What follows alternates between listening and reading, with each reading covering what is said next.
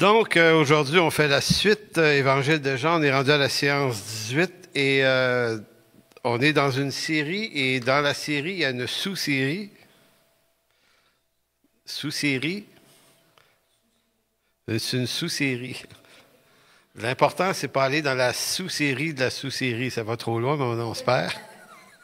Non, mais on fait une série, une sous-série, c'est quand même vrai, sur le baptême du Saint-Esprit. Pourquoi dans une série sur l'Évangile de Jean? Bien, parce qu'à cause de Jean 1, 32 et 34, que je vais lire dans quelques instants. Donc, juste une courte rétrospective. La semaine dernière, on a vu à quel point les prophéties qui annonçaient la venue du Messie sont absolument précises en tout point. Et le but, c'était de montrer à quel point l'Écriture, c'est un livre extraordinaire quand on remarque à quelle manière ce livre-là est tissé serré, c'est-à-dire entre les promesses et les prophéties de l'Ancien Testament et leur accomplissement de façon très fidèle dans le Nouveau Testament, mais des fois dans des micro-détails qui pourraient échapper à notre attention. Et lorsqu'il est question du Saint-Esprit, et Michel l'évoquait tout à l'heure en entrée de jeu, c'est que pour beaucoup de chrétiens, le Saint-Esprit, c'est le personnage sur lequel on mise beaucoup, mais on ne sait pas exactement c'est qui. C'est-à-dire que pour beaucoup de chrétiens, ça se passe en acte 2. Le Saint-Esprit, ça commence là, et ça commence par le côté spectaculaire que le Saint-Esprit vient sur la chambre haute. Et il y a des langues de feu, il y a le parler en langue, 14 langues, qui ne sont pas des langues extatiques du tout, mais c'est 14 langages, et qui sont nommés les 14 d'ailleurs. Donc chacun les entendait dans sa propre langue, parler des merveilles de Dieu. Donc, quand on étudie ces choses-là dans le Nouveau Testament, si on ne va pas chercher la raison pourquoi ça s'est arrivé, il y a une raison pour laquelle les langues sont arrivées à ce moment précis de l'histoire. Maintenant, si on ne va pas chercher dans l'Ancien Testament ce que ça voulait signifier quand ça arriverait, ben, on reste attaché à l'expérience de la chose, mais on n'en comprend pas la raison ni l'intelligence.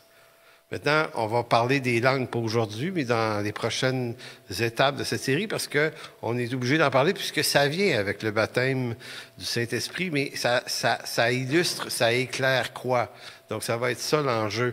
Donc, si acte 2 est souvent la première image qu'on se fait du Saint-Esprit, ben ensuite, on va dans 1 Corinthiens, chapitre 12, 13 et 14, où il est question du Saint-Esprit. Donc, on se bâtit une idée du Saint-Esprit, puis on ne va pas vraiment plus loin. Pour essayer de comprendre, c'est qui le Saint-Esprit, au-delà de ce qu'on croit qu'il peut produire en termes de puissance et d'événements. Vous savez, si vous posez la question à des personnes qui sont dans certains milieux charismatiques, qui sont très, très, très voués aux questions, aux expériences du Saint-Esprit, de vous expliquer en quoi le Saint-Esprit est Dieu. De vous démontrer, si vous leur dites, démontre-moi bibliquement, à partir de quel raisonnement tu peux affirmer et démontrer que le Saint-Esprit, il est Dieu. Une grande majorité ne serait pas capable de spontanément vous faire cet exercice théologique.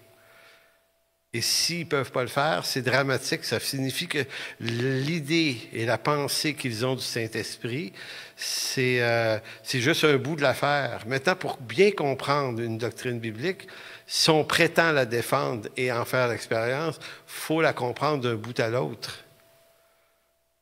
Donc, Jean 1, versets 32 et 34, Jean rendit ce témoignage. « J'ai vu l'Esprit descendre du ciel comme une colombe et s'arrêter sur lui. » En parlant de Jésus. « Je ne le connaissais pas, mais celui qui m'a envoyé baptiser d'eau, celui-là m'a dit, celui sur qui tu verras l'Esprit descendre et s'arrêter, c'est celui qui baptise du Saint-Esprit. Et j'ai rendu témoignage qu'il est le Fils de Dieu. » Donc, c'est cette affirmation-là qui nous amène à parler du Saint-Esprit depuis quelques prédications, puisque Jésus va baptiser du Saint-Esprit. Et on a déjà évoqué l'idée que l'affirmation « Jésus baptisera du Saint-Esprit », on ne doit pas s'inventer une signification, on doit se placer dans l'esprit, dans la tête de ceux qui étaient là. Ce sont des Juifs Acte 2 n'existe pas, 1 Corinthiens n'existe pas. Et ce n'est pas un manque pour eux.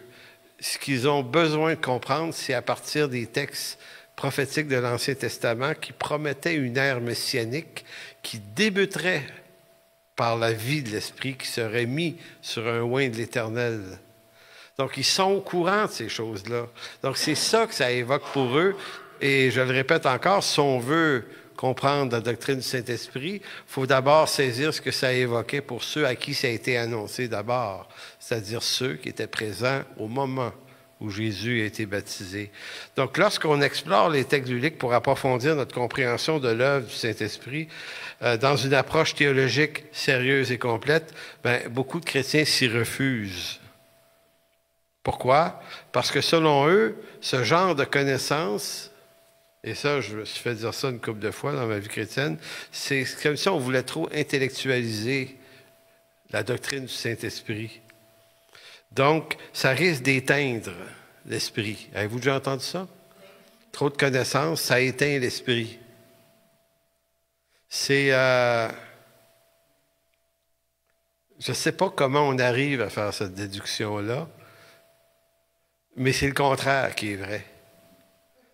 C'est l'ignorance de la réalité complète et sérieuse du Saint-Esprit qui nourrit une riche doctrine, une vraie connaissance du Saint-Esprit, donc de son réel ministère, des vrais enjeux qui le concernent. Maintenant, si on prétend que trop en savoir, ça éteint l'esprit, parce qu'écoutez, moi j'étais au Saguenay les premières fois que j'ai entendu ça.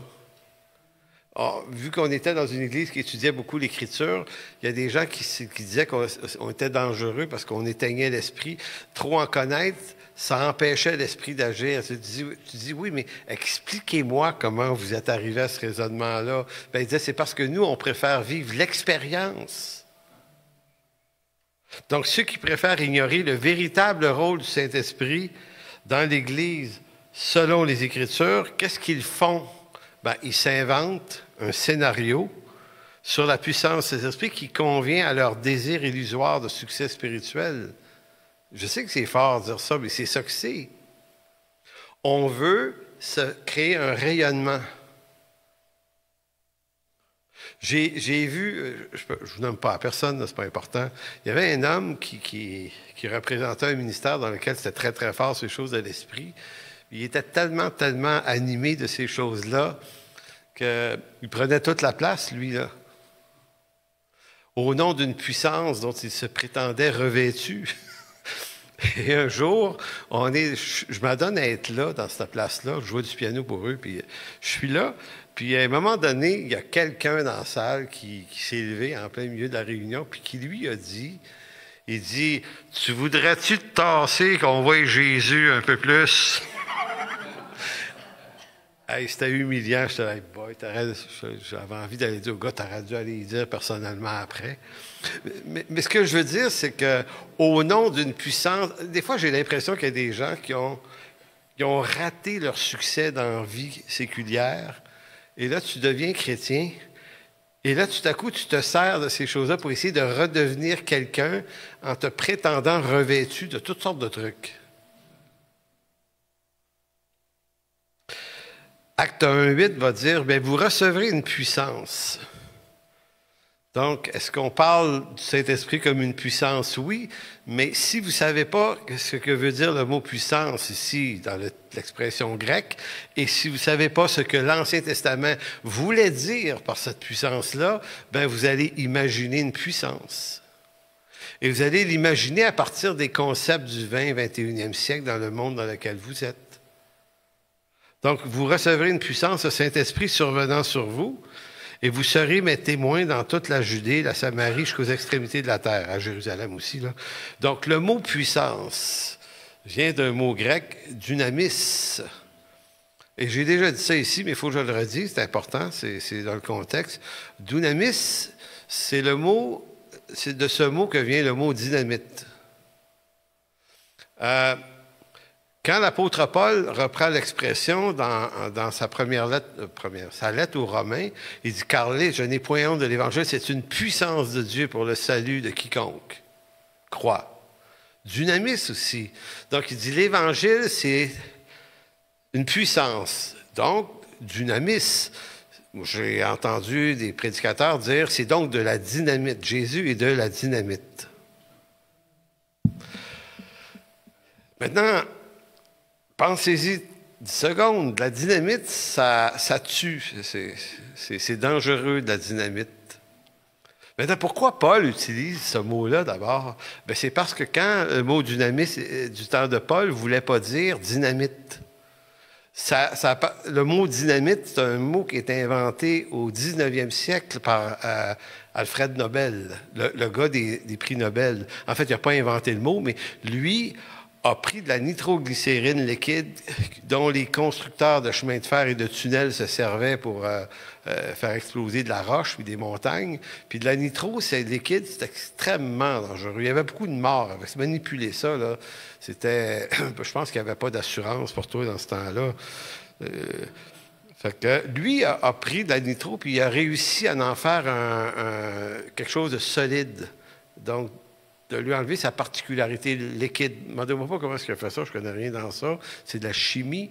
Et en solidifiant la nitro, on a fait une pâte avec laquelle on a mis ça dans des bâtons. Puis on a appelé ça des bâtons de dynamis, des bâtons puissants. D'où dynamite. Et très belle invention qui a été utilisée pendant la Première Guerre mondiale pour tuer des gens. À partir de là, on crée des armes de guerre, de destruction massive. Alfred Nobel s'est senti fort mal que son invention ait servi comme arme de guerre et c'est la raison pour laquelle sa fortune, sa totale fortune, il l'a dédiée à faire ce qu'on appelle un prix d'excellence pour ceux qui recherchent la paix et non la guerre, d'où les prix Nobel, qui étaient d'abord prix Nobel de la paix au début, 1883-84, dans ces années-là.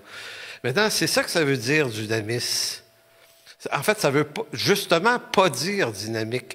Dynamite parce que, vous savez, si l'Évangile est une puissance et de la dynamite de Dieu, c'est pas pour le salut de la dynamite, c'est pour la destruction. Donc, il faut faire l'exercice de retourner puis de sortir du 21e siècle. Puis on ne peut pas interpréter l'Écriture à partir de ce que nous, on pense que ça veut dire. Et la doctrine du Saint-Esprit, c'est la doctrine la plus malmenée des Écritures. C'est phénoménal le nombre de choses qu'on fait dire au Saint-Esprit que l'Écriture appuie pas. Comme je vous disais tout à l'heure, ou il y a 3 semaines plutôt, Matthieu 3, quand Jésus dit « Je vous baptiserai, il baptisera du Saint-Esprit et de feu », bien, il y en a qui ont relié le feu à la dynamite, parce qu'il y en a qui sont capables de faire ce genre de plug-là aussi. Puis là, tu dis, bien, vous allez où avec ça? Feu et dynamite. Le baptême de feu, c'est le baptême qui prévoit le jugement éternel. Alors, ou bien tu es baptisé de l'Esprit en vue du salut, ou sinon, il reste juste un autre baptême, c'est celui de l'immersion dans un feu éternel. Le feu détruit. Jésus sauve. Donc, vous recevrez une puissance, le Saint-Esprit survenant sur vous, en vue de quoi? C'est Jésus qui l'a dit dans Acte 1:8, en vue que vous soyez des témoins. Pas des bâtons de dynamite, juste des témoins. Et c'est là qu'on doit comprendre l'aspect des dons et des charismes que Dieu nous donne. Et pour de vrai, ça vient rejoindre une autre valeur de l'Ancien Testament. Dieu donne des talents à des gens. Dieu avait donné à David un don extraordinaire de chantre. Il a donné à des orfèvres également d'avoir des dons et des talents pour concevoir les instruments dans le temple de Dieu. Il a donné à d'autres d'être des maçons, pour être capables de tailler les pierres qui avaient servi au temple du temps de Salomon. Et ce n'était même pas des Juifs, on les avait fait venir de pays en haut au nord, là. Tyr et Sidon, dans ce coin-là. Là. Donc, on avait fait venir, Dieu avait dit, je vais donner à certains hommes un talent extraordinaire pour tailler des cèdres aussi, les cèdres du Liban et tout ça. C'est là, dans l'Ancien Testament aussi, Dieu donne à des hommes et à des femmes des facilités, des dons, des charismes qui les rend capables de le servir lui, parce que dans notre condition pécheresse, on est extrêmement appauvri. Donc, pour le servir, Dieu nous donne. Il fait des dons aux hommes. Et dans l'Église de Jésus-Christ, à partir des actes, c'est exprimé. Mais nous, ce qu'on a compris, c'est qu'il nous donne ça pour qu'on devienne glorieux. Alors que Jésus avait dit, non, c'est pour que vous soyez mes témoins. Tu sais, le témoin, c'est pas le personnage principal. T'es juste là au service du personnage qui est Jésus. Il dit, vous serez mes témoins. Maintenant, combien de fois les témoins prennent plus de place que Jésus dans toute l'affaire? Au 20 et 21e siècle, c'est phénoménal. Donc, la dynamisme du Saint-Esprit n'est pas une puissance au service de l'accomplissement de ma destinée, mais elle est une œuvre de Dieu qui fait de moi un témoin, un simple témoin dans l'œuvre de Jésus-Christ. Et souvenez que cette fameuse phrase, que je n'ai pas le verset par cœur, qui disait, Jésus avait dit, « Et quand vous aurez fait toutes ces choses, considérez-vous comme des serviteurs inutiles. » Tu dis, ben voyons donc. Nous autres, on veut être des serviteurs glorieux. Non, c'est comme si le Seigneur disait, c'est parce que ce que vous ne savez pas, c'est que tout ce que vous aurez fait de bien en mon nom, c'est mon Père qui l'aura fait par vous. C'est pas pour rien qu'il va y avoir dans le ciel un jour le lancement de la couronne. C'est pour ça que c'est bon de jouer à pétanque en ce moment, ça nous pratique à lancer des... C'est question des 24 vieillards là, qui ils ont reçu des couronnes, puis après ça, ils se disent, on n'est pas digne, on te les redonne, parce que dans l'éclairage qu'on va avoir sur comment ça s'est vraiment passé, quand on va arriver devant Dieu, peut-être qu'on va voir les bonnes œuvres qu'on a faites, puis on va dire, mais finalement, c'est toi, Seigneur, qui les avais faites. J'ai eu, parce que j'étais un pécheur centré sur moi, j'avais l'impression que c'était moi qui étais extraordinaire. Ça me semble que j'étais extraordinaire. J'étais-tu extraordinaire? Pas tant. Si j'avais pas été là, ça ne serait pas passé grand-chose. Et là, tu dis, OK, toi seul es digne de recevoir la louange et la gloire pour les siècles et des siècles. Donc, on vit dans l'illusion qu'on doit absolument devenir quelque chose, et ça nous gâche la vie. Parce que là, on est déçus. Donc, quand tu vas être absolument vu, quand tu cherches à être absolument reconnu pour tes œuvres, en exhibant tes photos, en mission, par exemple. Tu sais, je suis allé souvent en Afrique, puis on se photographiait dans des églises, avec des enfants. Tu sais, aussitôt en Afrique, là, tu sortais un appareil photo, il y a 25 ans, il y avait les téléphones cellulaires. Je me souviens, on était dans une église, puis un de nous autres disait, hey, on va prendre une photo, puis là, tu te plaçais, puis là, il faut avoir 50 enfants. Tu as vu ça en Haïti, hein? C'est comme ça aussi. Ils viennent tous, ils veulent être photo, les enfants, c'est tellement drôle. Puis là, tu prends des photos, puis tu as plein d'enfants autour de toi, tu sais. Puis là, une place, puis une autre. Puis à un moment donné, quand tu reviens, la tentation est grande. Tu te dis, il faut que je monte ça, moi. Bon, c'est le fun d'avoir des photos, montrer ça à tes amis, mais tu sais, tu te dis, ouais, mais peut-être que la terre entière aurait besoin de savoir que je suis un missionnaire, que moi, je paye le prix, je suis un vrai, moi. J'y vais en mission. Le problème, c'est que j'y allais 10 jours. Pas moi qui faisais un job là-bas. Fait que, à un moment donné, je le faisais, puis à un moment donné, j'ai été pris d'un malaise. C'est comme si ça disait, montre pas ça. Ça t'appartient même pas. C'est pas à toi. Puis même si c'était nous qui l'avions fait, on est dans un siècle de glorification, d'autogratification. Faut se voir aller, on est fou. C'est malade. Il y a une joke qui est partie en fin de semaine, je ne sais pas si vous avez vu ça. Je ne sais pas qui a fait ça. Ça a été fait. On voit que c'est des photos qui ont été faites par de l'intelligence artificielle. Puis ça montre qu'est-ce qui se serait passé si Moïse, David et tous les héros de l'Ancien Testament avaient fait des selfies? Avez-vous vu ça passer? Vous allez voir ça. Fait que tu vois Moïse, tu sais, qui se photographie devant la montagne de...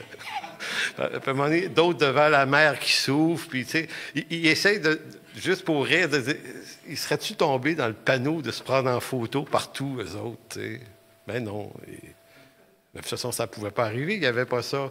Mais c'est ça, quand tu veux être absolument vu, tu vas être absolument reconnu pour tes œuvres en exhibant tes photos, en te montrant en train de prier pour des malades. En exhibant ta piété. Tu sais, si tu donnes de la nourriture à des personnes dans le besoin sur la rue, c'est vraiment béni de faire ça. Prends pas ça en photo, puis publie-les pas. C'est entre toi et le Seigneur. Parce que si tu cherches la gloire des hommes, ben ça te prive de la gloire de Dieu qui te revient. Parce que Dieu est béni quand on fait du bien en son nom. Il est vraiment béni quand on s'occupe des gens. On doit faire ça. Mais c'est difficile de le faire puis de dire, OK, on va garder ça. OK, Seigneur, on va le garder entre moi et toi seulement. OK. C'est plate que toute la planète soit pas au courant. À quel point je suis bon. À quel point je fais des grandes œuvres, moi. Fait que quelqu'un qui a besoin d'en parler, puis de les raconter, puis de les raconter encore. Parce que c'est pas... Il y a un équilibre, là. C'est béni de raconter des choses qui nous sont arrivées. Là. Je ne suis pas en train de dire qu'on ne devrait jamais rien dire. Mais est où la ligne entre... C'est pertinent, puis là, ça ne l'est plus, là. C'est ça. Donc, ceux qui font toutes ces choses pour la gloire de Dieu, qui le font vraiment pour la gloire de Dieu, n'ont pas besoin de s'exhiber en train de les faire. La vraie puissance du Saint-Esprit rend le serviteur de Dieu humble. Et c'est dans ces moments-là où on comprend que si on le fait avec humilité, un peu plus dans le secret, bien là, on les fait pour les bonnes raisons. Autrement, si on est obligé de toujours les montrer, puis se livrer en spectacle, bien, ça montre qu'on les fait pour les mauvaises raisons. Un christianisme qui exhibe ses œuvres ou une église pour en faire un spectacle est une église ou un christianisme pauvre et extrêmement superficiel. Donc, plus tu veux montrer ton bling-bling, là, plus tu es pauvre en dedans. Et ça, vous le savez, là, si vous êtes sauvés depuis longtemps, vous avez rencontré des hommes et des femmes qui sont sauvés depuis longtemps, qui sont riches en dedans. Vous en connaissez, je suis sûr que vous en connaissez, des gens qui étaient spirituellement riches en dedans, puis il n'y avait pas de bling-bling tant que ça. C'était dans la communion avec eux là, que tu voyais la richesse. Puis quand quelqu'un est vraiment riche en dedans, il n'y a pas besoin absolument de ça. Mais ça reste que c'est un combat parce qu'on est dans le siècle du bling-bling et des réseaux sociaux. Donc, revenons à notre sujet. Lorsque Jean-Baptiste affirme que Jésus baptisera du Saint-Esprit, il affirme par la même occasion, et c'est ça qu'on doit retenir, la venue du Saint-Esprit signifie l'arrivée de l'ère messianique qui est promise dans des dizaines de textes de l'Ancien Testament. Il annonce ainsi la fin des temps prophétiques par l'arrivée du seul vrai oint de l'Éternel. Il y en a juste un oint de l'Éternel. Il s'appelle Jésus. Donc je dis, il annonce la fin des temps. Les apôtres, il y a 2000 ans, voyaient ce qui se passait comme la fin des temps. Nous, on comprend que la fin des temps, c'est la fin du monde et on ne distingue pas entre ces deux réalités-là. Il y aura une fin du monde, mais elle ne s'appelle pas dans l'Écriture fin des temps. La fin des temps, c'est la fin des temps prophétiques, c'est-à-dire que les prophètes de l'Ancien Testament, et surtout Daniel, annoncent des temps. Ils parlent de temps, ils parlent d'années, ils parlent de 70 semaines, ils parlent de un temps, 2 temps et la moitié de tous les temps. C'était le prophète des temps et les Juifs, eux, attendaient ces temps-là. Donc, les temps de la fin, pour eux, c'est quand le Messie arrive. C'est pour ça que certains apôtres pensaient que le monde disparaîtrait au moment de la première venue de Christ, par qu'ils se rendent compte que c'est le Messie, ils vont dire c'est supposé d'arrêter. En fait, ils comprenaient mal, comme à peu près tout le monde comprend mal, que la fin des temps, ça signifie que toutes les prophéties et les promesses depuis Noé, en passant par Abraham, en passant par Moïse, à tous les autres, allaient trouver leur plein accomplissement dans la personne de Jésus-Christ. C'est lui. C'est lui qui est le cœur et le centre de l'histoire humaine. Donc, tout trouve sa raison d'être et son intelligence et son accomplissement en lui. Donc, pour eux, ceux qui entendent Jean-Baptiste dire « Voici celui qui baptise Saint-Esprit », c'est ça, eux autres, qui entendent « OK, on s'accote sur la fin des temps. » C'est là que ça arrive. La fin des temps de Daniel s'accomplissent sous nos yeux. Il nous faut donc comprendre qu'il n'y a rien d'autre qui doit se produire par la suite, selon le calendrier prophétique, si tant est que les prophéties s'accomplissent en Jésus-Christ. Je sais qu'il y en a qui les répercutent pour un futur à nous. Tu peux répercuter ce que tu voudras, mais elles s'expliquent beaucoup plus simplement si on les applique à la période de Jésus-Christ. Ce qui fait que le prochain grand événement qui va arriver sur Terre, c'est le retour final de Jésus-Christ qui va être suivi du grand jugement en vue des impies ou des rachetés sur une nouvelle terre, des nouveaux cieux et tout ça. Et c'est dans ce sens qu'il nous faut comprendre cette fameuse déclaration de Jean 19, verset 30. Quand Jésus eut pris le vinaigre, il dit, qu'est-ce qu'il a dit? Tout est accompli. Et baissant la tête, il rendit l'esprit. Maintenant, cette affirmation ne concerne pas que l'expiation des péchés, comme le soutiennent plusieurs. Elle concerne l'accomplissement de toutes les promesses de l'Ancien Testament par la mort et la résurrection du Christ, accomplissant ici à la croix. Après la croix, le monde est vaincu, le diable est vaincu, la mort est vaincue. Je ne sortirai pas les versets. Tout le Nouveau Testament dit la mort était le dernier ennemi, 1 Corinthiens 15. La mort a aussi été vaincue. Dans la lettre aux Colossiens, Paul dit le diable et ses démons ont été vaincus.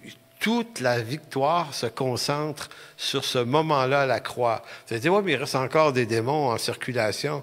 Oui, ils ont peu de temps. Ils ont peu de temps, mais ils sont vaincus. L'Église n'est pas une armée. Je l'ai dit, je pense la semaine passée. Si on peut l'appeler une armée, elle est une armée après la victoire. Après la victoire, il se produit quoi? Ben, tu serres ton fusil. Il n'y a plus personne à tuer. On n'est plus dans la politique terrestre des choses. On est devenu, par la victoire du Christ, citoyen d'un nouveau royaume, des cieux, citoyen, concitoyen de la maison de Dieu, Éphésiens chapitre 2. On est là. Tu regardes ton fusil, plus besoin de toi. C'est un peu pour ça que Jésus a pris le temps de dire à Pierre qu'il a voulu sortir son épée. Il dit, Pierre, si tu veux combattre par l'épée, maintenant, ceux qui combattent par l'épée vont périr par l'épée. On vient de changer de paradigme, Pierre. Mon royaume n'est pas de ce monde. Donc, ce qui suit l'œuvre de la croix, si Christ a tout accompli, donc il n'a pas accompli. Parce que nous autres, on l'utilisait pendant longtemps. On disait, par rapport à nos péchés, à nos fautes, à notre condition pécheresse, Christ est mort. Donc, le tout accompli avait une richesse expiatoire. Et c'est vrai, hein, c'est pas faux. Sauf que c'est beaucoup, beaucoup limité. Le tout accompli, c'est Jésus est en train de dire, tout ce qui a été annoncé depuis Genèse 1 jusqu'à Malachie, tout ce qui a été annoncé et promis est maintenant accompli par ma mort ici. Tout est accompli, puis il meurt après. C'est phénoménal. Donc, la compréhension des apôtres, celle qu'ils avaient, est sans équivoque. La mort et la résurrection de Christ, pour eux, ce n'est pas une étape intermédiaire dans le calendrier prophétique, c'est l'étape finale. Jésus ne leur dit pas, c'est en partie accompli, mais il reste une couple de patentes qui vont arriver, puis là, il va y avoir plein d'affaires qui vont arriver à la fin des temps. Non, il n'a jamais dit ça. Il dit, nous sommes la fin des temps. Je suis la fin des temps. Je suis l'accomplissement. Je suis le Seigneur. J'ai vaincu Satan, j'ai vaincu le monde, j'ai vaincu la mort. Qu'est-ce qui reste à vaincre? Donc, les apôtres ont repris cet enseignement-là pour ce qu'il était. Alors, tournez dans Ésaïe 42, on a vu ça la semaine passée, mais là, on va lire Ésaïe 42 jusqu'au verset 9. Et là, vous allez voir Jésus-Christ. Écoutez bien, vous allez voir Jésus-Christ dans Ésaïe 42. Donc, voici mon serviteur que je soutiendrai, mon élu en qui mon âme prend plaisir. J'ai mis mon esprit en lui. Donc, encore une fois, quand Jean-Baptiste dit, lui va baptiser de Saint-Esprit, ceux qui l'écoutent, Ésaïe 42 devait flasher dans leur tête automatiquement. Il dit, il annoncera la justice aux nations, il ne criera point, il n'élèvera point la voix, il ne fera point entendre dans les rues, il ne brisera point le roseau cassé, il n'éteindra point la mèche qui brûle encore, il annoncera la justice selon la vérité, il ne se découragera point, ne se relâchera point jusqu'à ce qu'il ait établi la justice sur terre et que les îles espèrent en lui. Donc l'œuvre de Christ et du Messie est toujours en cours. C'est pas grâce à vous et moi, parce qu'il y a des gens qui m'avaient dit, il y a une vingtaine d'années, j'avais trouvé ça intéressant, ils disent « hâtons-nous ». Hâtons-nous pour que le Christ revienne le plus vite possible. Donc, c'était l'idée, si on est des bons chrétiens, puis si on évangélise à fond, puis si on fait ci, puis si on fait ça, puis ci, puis ça, puis c'est quasiment prions pour qu'il revienne, comme si le Seigneur était passif dans le ciel. Comme si le Seigneur disait, « Ah, criez plus fort, priez plus, moi, en haut de tant de décibels, là, je ne me dérange pas pour vous autres, là. » Faites plus. Et là, là, ça dépend de nous. Et là, dans ce temps-là, je n'avais pas ce qu'il fallait pour me dire que ça n'avait pas de bon sens, mais ça n'avait pas de bon sens. Le dessein de Dieu va culminer par l'accomplissement de son dernier retour en son temps à lui. Ça n'a rien à voir avec votre zèle, mais tant mieux si vous êtes zélé, ça c'est utile. Ainsi parle, verset 5, Dieu l'Éternel qui a créé les cieux et qui les a déployés, qui a étendu la terre et ses productions, qui a donné la respiration à ceux qui la peuplent. Souvenez-vous le souffle de l'Esprit dans les narines d'Adam et Ève, même souffle que Jésus reproduit à ses apôtres. Recevez le Saint-Esprit. Tout est là. Et le souffle à ceux qui y marchent. Moi, l'Éternel, je t'ai appelé pour le salut et je te prendrai par la main, je te garderai et je t'établirai pour traiter alliance. On va parler de la nouvelle alliance avec le peuple pour être lumière des nations. Il n'y a pas des textes, là, Jésus, la lumière du monde, hein, vous le savez. Pour ouvrir les yeux des aveugles, pour faire sortir de prison le captif et de leur cachot ceux qui habitent dans les ténèbres. Je suis l'Éternel, c'est là mon nom. C'est incroyable comment ça se rapproche de ce que Jean-Baptiste disait dans Jean 1, 32 à 34. Donc, je suis l'Éternel, c'est là mon nom, et je ne donnerai pas ma gloire à un autre, ni mon honneur aux idoles. Voici les premières choses se sont accomplies. Je vous annonce de nouvelles. Avant qu'elles arrivent, je vous les prédis. Verset 9, beaucoup d'importance parce que depuis Moïse, en fait, on pourrait retourner à Adam, mais depuis les écrits de Moïse, les promesses, tout ce que Dieu a donné dans les alliances abrahamiques, l'alliance de la loi de Moïse. Maintenant, ici, on est dans Ésaïe, on n'est pas dans le Nouveau Testament.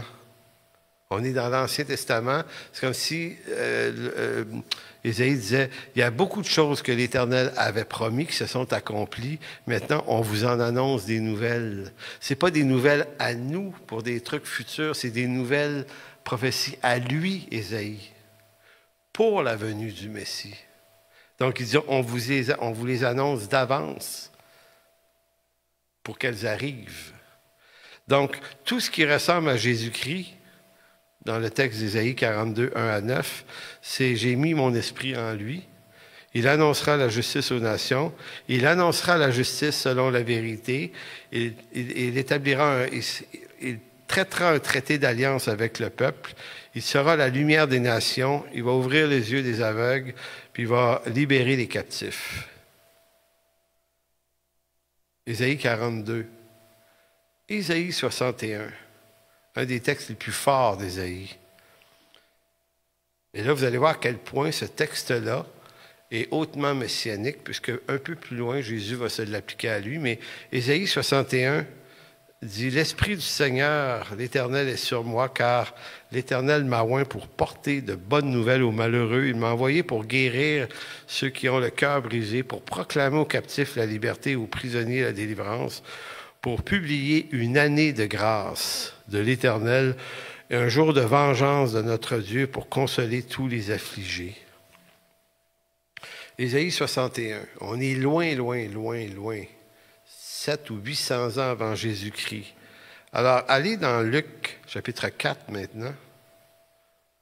Luc, chapitre 4. C'est beaucoup de textes bibliques, mais c'est ça qu'on est supposé de faire dans l'Église, lire la Bible. Luc 4, 16.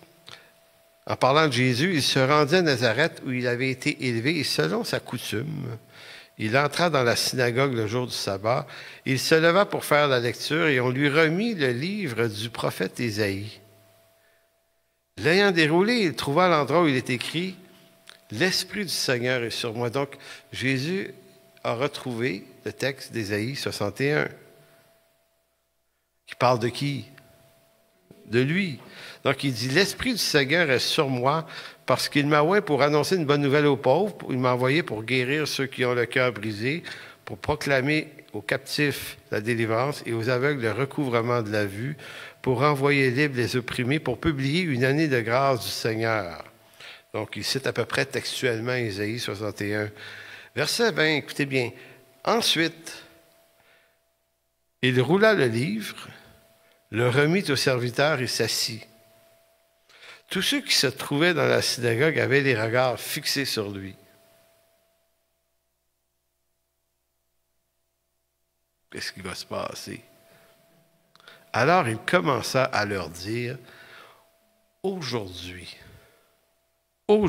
cette parole de l'Écriture que vous venez d'entendre est accomplie. Il y a un lien à faire avec Jean. Chapitre 19, verset 30. Sur la croix, Jésus a dit « Tout est accompli ». Ce n'est pas la seule fois qu'on le dit dans Jean 30. Jésus d'avance est en train de dire « Voici là, ce qu'Ésaïe avait annoncé. Ça se passe sous vos yeux, les amis. » Et Jésus faisait réellement ça, fait plein de miracles. Donc les miracles n'ont pas pour but le spectacle du miracle.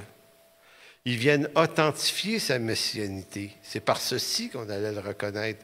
Et les miracles qui sont faits dans la Nouvelle Alliance, en Actes, notamment, on en voit plusieurs, n'ont pas pour but d'établir un spectacle de miracles. Les apôtres ne l'ont jamais vu comme ça.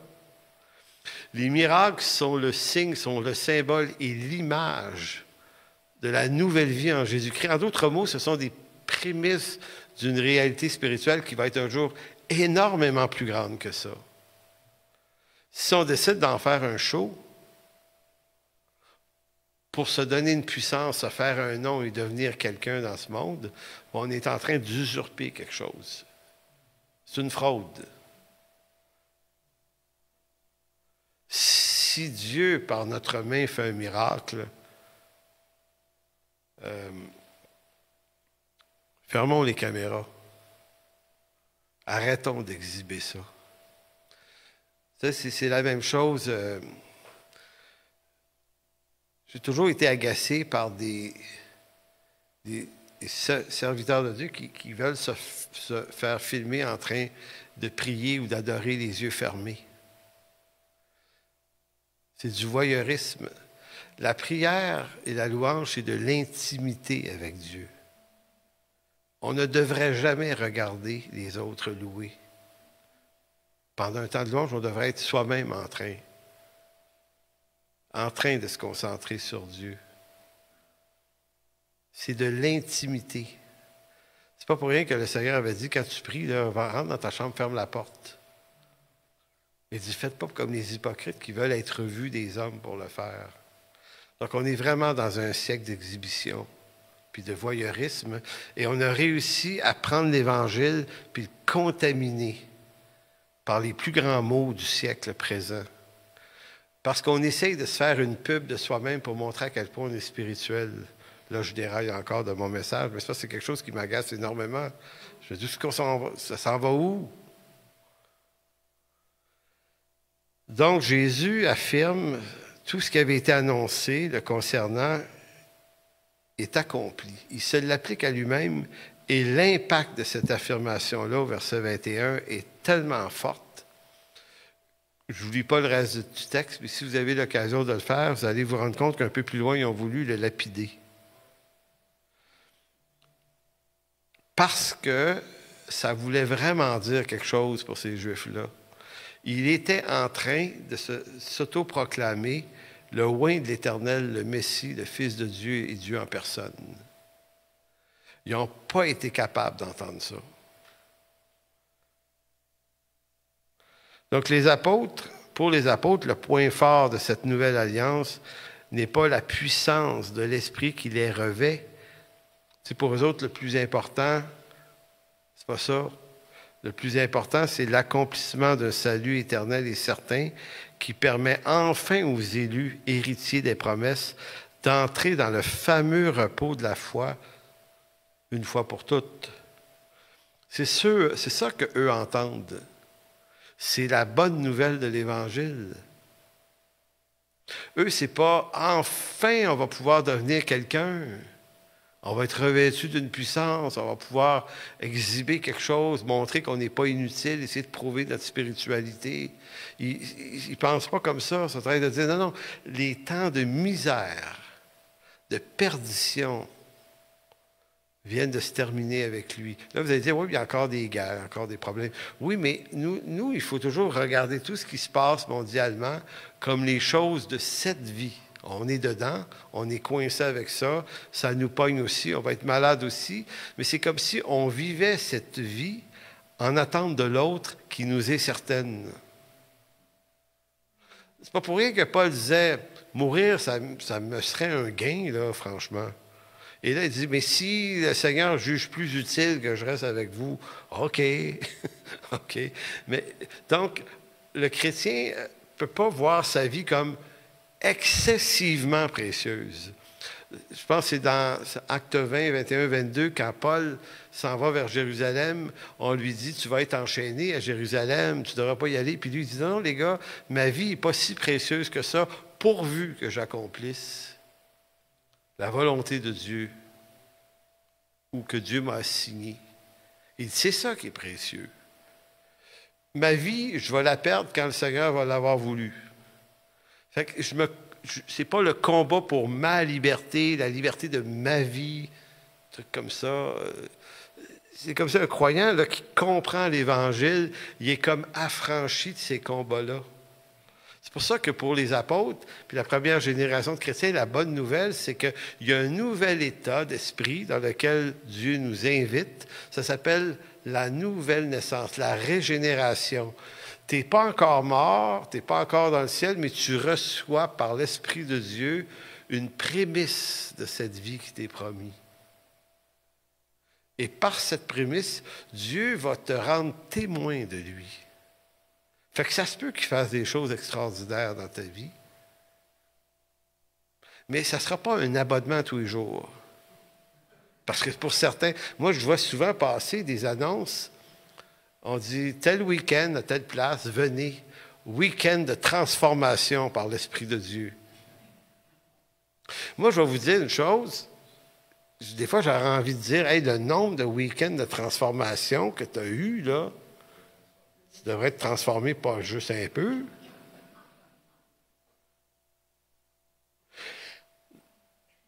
On te promet une transformation, mais on ne peut pas te promettre ça parce qu'on ne sait pas ce qui va arriver. Mais en fait, c'est du marketing. C'est de la manipulation. C'est incroyable comment les chrétiens de notre génération sont d'une naïveté sans borne. Si ça fait 20 fois depuis 40 ans que tu vas dans des week-ends de transformation, pourquoi ça n'a pas marché encore? Pourquoi ils t'ont... Ou des fois, tu es sorti de là avec le feeling qu'il s'était passé quelque chose. Je pense que j'ai pogné quelque chose en fin de semaine. Là. Puis là, tu t'en vas chez vous, là, tu comptes ça à tes amis, puis on te revoit 2 mois plus tard, puis tu dis, puis, transformation, tu as encore perdu un peu de beat, là, ma transformation. Là. J'ai recommencé à écouter la TV. Là. C'est ça. On dirait qu'on s'entretient dans quelque chose qui ne fonctionne pas. Puis ce que ça fait comme dommage, puis c'est ça qui me désole, c'est que des chrétiens qui ont un cœur vrai, mais pris dans ça, se découragent et abandonnent tout, ils se disent « ça ne marche pas ». Et moi, j'ai envie de leur dire « non, ce qui ne marche pas, c'est leur mensonge ». Parce qu'en réalité, le Seigneur ne t'a jamais promis que tu serais transformé au point que tu ne serais jamais malade puis que tu ne mourrais jamais. Tu vas mourir. J'avais cette discussion avec un ami un matin. Je ne sais pas pourquoi il y a un ange où on se met à se parler de ça. Hein? Comment ça va? Ah, j'ai mal ici, j'ai mal là, rendez-vous avec mon docteur. Puis ci, puis ça, puis là... Et moi, je lui ai dit à ce frère, à la joke, j'ai dit, tu sais hein, que ça va mal finir, là. On appartient à Jésus, mais ça va mal finir. Ah oui, c'est ça le problème. Moi, j'ai dit, c'est ça. Tu sais, ça a mal fini pour les apôtres. Ils ont tous été persécutés, puis ça a mal fini. Fait qu'il existait-tu des week-ends de puissance, de transformation pour t'éviter la persécution? Non. Donc, il faut, par l'Écriture, s'affranchir des mensonges qui sont là, puis étudier l'Écriture, avoir une saine théologie et recomprendre les choses dans l'ordre où Dieu les a dit, avec les intentions qu'il a dit. Il dit, si vous voulez marcher pieusement en Jésus-Christ, vous serez persécutés. Vous allez être malade comme tout le monde, vous allez avoir des accidents comme tout le monde, vous allez avoir des revers de fortune comme tout le monde, et pour des raisons qui appartiennent à la souveraineté de Dieu, des fois, Dieu va vous en délivrer, puis c'est vrai qu'il le fait, des fois il ne le fera pas. Puis quand il ne le fera pas, ça ne veut pas dire qu'il n'est pas fidèle, ça ne veut pas dire que vous n'êtes pas fin. Ça veut juste dire que son dessein, ce n'est pas ça. Donc, pour les apôtres, le point fort de la Nouvelle Alliance n'est pas la puissance d'un esprit qui les revêt en vue de leur accomplissement à eux, mais c'est l'accomplissement d'une œuvre beaucoup plus grande pour les élus et les héritiers. Et on va terminer par Hébreux 9. Hébreux 9, 11. Mais Christ est venu comme souverain sacrificateur des biens à venir.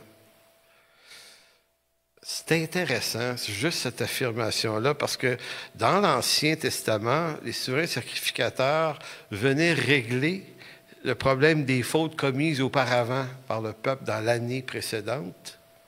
Il y avait des cérémonies. Et là, Christ, lui, est le souverain des biens à venir. Il a traversé le tabernacle plus grand et plus parfait qui n'est pas construit de main d'homme, c'est-à-dire qui n'est pas de cette création. Il est entré une fois pour toutes dans le lieu très saint. Tu sais, pour ceux qui voient un autre temple, là, puis une autre affaire avec le sang, là, le texte ici dit non, non, c'est fini. Il est entré une fois pour toutes, il y a 2000 ans. C'était la dernière fois que Dieu rentrait dans un temple construit de main d'homme. Il a déchiré le voile de haut en bas. Le message est éclatant. C'est terminé. En 70, Dieu a ordonné à Titus, le général romain, tu vas aller me raser ça. C'est fini. On est le temple de Dieu, l'Église. Donc, il est entré une fois pour toutes dans le lieu très saint en haut, non avec le sang des boucs et des veaux, mais avec son propre sang, ayant obtenu une rédemption éternelle et non pas annuelle, comme dans l'Ancien Testament. Car si le sang des taureaux, des boucs et des cendres d'une vache répandu sur ceux qui sont souillés sanctifie et procure la pureté de la chair, combien plus le sang de Christ, qui par un esprit éternel s'est offert lui-même sans tache à Dieu, purifiera-t-il votre conscience des œuvres mortes, afin que vous serviez le Dieu vivant. Donc, vous voyez ici là, la finalité. Christ s'est dit, ces textes-là là, sont accomplis par moi. Les apôtres ont dit, oui, exactement, c'est ça. Après lui, fini, c'est réglé. Tout est accompli. Et verset 15, et c'est pour cela qu'il est le médiateur d'une nouvelle alliance, celle de Jérémie 31, afin que, la mort étant intervenue pour le rachat des transgressions commises sous la première alliance, ceux qui sont appelés, tous ceux qui sont appelés par lui, reçoivent l'héritage éternel qui leur a été promis. Donc, ceux qui sont appelés et qui ont reçu l'héritage éternel qui leur est promis, c'est qui? C'est des Juifs, c'est des Grecs, c'est des païens, c'est des Québécois aussi, c'est des gens de toutes les nations qui, à un moment donné, se sont rendus compte, ont appris qu'ils étaient aimés de Dieu dans toutes sortes de circonstances. Puis quand on écoute nos histoires, il n'y en a pas une de pareille. Moi, ça allait super bien. Moi, quand le Seigneur m'a sauvé, j'étais déçu. Je sais que ça ne fait pas de sens, mais moi, je m'en allais dans une carrière professionnelle en musique. Fait que quand Jésus est débarqué en 83, j'étais là, boy, Jésus, je ne peux plus chanter Highway to Hell, tu sais, je ne peux plus faire ça. Puis il y avait un paquet de tunes qu'on faisait, j'étais là. Et là, moi, j'avais des contrats, on chantait ça, je filais-tu mal un peu? Puis, tu sais, t'as d'autres mondes qu'eux autres étaient complètement au bout du rouleau. Puis, tu sais, le témoignage de Louise, tellement béni, tu sais, dans le métro, qui a crié à l'univers, à je sais pas trop quoi, puis elle rencontre une madame haïtienne, hein, c'est ça? Africaine, qui va la voir, qui la connaît pas, puis bang, ça se passe là. C'est son expérience, c'est fantastique. Il faut qu'elle vous la compte à un moment donné, ça vaut le détour. Puis là, vos expériences, à vous, il y en a que c'est spectaculaire, il y en a que c'est dramatique, puis il y en a que c'est comme moi, là. Il y a un gars qui m'a dit un soir en 83, tu sais que si tu traverses la rue, puis un camion passe, tu t'écrases, c'est fini, tu t'en vas en enfer, là. C'est OK? Fait qu'il dit, donne donc ta vie à Jésus, là. C'est façon de dire, si le trac passe puis tu t'en vas pas en enfer. C'est la seule différence. Moi, j'ai juste catché ça, là. Puis je me suis dit, vu de même, why not? J'ai prié avec le gars. Il s'est rien passé d'extraordinaire. J'ai ressenti zéro rien. Et dans les semaines qui ont suivi, toute ma gang d'amis, puis tout ça, ça s'est éclaté en 1000 morceaux, plus de gang d'amis, plus rien. Ils sont plus au parc, ils sont plus à la brasserie. On n'a pas de cellulaire à savoir vous êtes où à soir. Et là, je me rends compte que tout le monde a pris chacun son chemin et il n'y a tellement plus rien à faire que je dis, je vais aller à l'église, les autres sont encore là. Fait que je commençais à aller à l'église en disant, qu'est-ce que je vais faire d'autre sinon qu'aller à l'église? Puis ça, quand même, je me suis même intéressé, puis j'étais allumé. Donc, la question de votre héritage, parce que je posais la question, ça se termine. Pour ceux qui ont été appelés reçoivent l'héritage éternel qui leur a été promis, Hébreux 9, 15. Donc, vous êtes couchés sur le testament, héritier, co-héritier de Christ. Ça ne peut pas vous être enlevé. Maintenant, si vous êtes centré sur vous-même, vous allez vous dire, ouais, mais ma vie, là. Tu sais, la question n'est pas de savoir si vous vous sentez digne de cet héritage, ni si votre piété est suffisante pour mériter de toucher cet héritage promis. Ce n'est pas non plus si vous vous sentez bien ou mal en ce moment, aujourd'hui, ou si vous avez péché ou moins péché ou plus péché ces derniers temps. ni même ce que vous pensez de vous-même à cause de vos nombreuses faiblesses, vos craintes et vos manquements. Donc, la vraie question, celle qui est la plus fondamentale, est que Jésus, c'est ça qui est fondamental, Jésus est le médiateur d'une nouvelle alliance, afin que sa mort, étant intervenue pour le rachat de nos transgressions, là, ceux qui ont été appelés reçoivent l'héritage éternel qui leur a été promis. C'est fondamentalement juste ça qui est important. On va recevoir l'héritage qui nous a été promis et cela ne dépend pas de nous. Ça dépend de la grâce, de l'amour et du pardon de Dieu. Et ça ne se méritera jamais. Puis Dieu ne nous laisse pas en vie pour qu'on arrive à la rembourser. On n'est pas capable de rembourser ça. Parce que si vous vouliez rembourser à Dieu ce que ça vaut, votre salut, le prix, c'est la valeur du Fils de Dieu lui-même. Êtes-vous capable d'y fabriquer un Fils de Dieu? Puis il dit, quand je te le redonne, vu que c'était bien fin que tu l'avais donné, mais moi, je t'en ai construit un. Je ne veux pas être en dette avec personne. Non. Amen. Alors, merci, Père, de bénir cette journée. Merci pour la délivrance. Merci pour le pardon. Merci pour la grâce. Merci pour ton amour. Et combien, Seigneur, c'est important de se rappeler qu'on ne mérite pas ce que tu nous as donné. Mais Christ mérite qu'on le reçoive en son nom. Alors, merci, mon Dieu. Amen.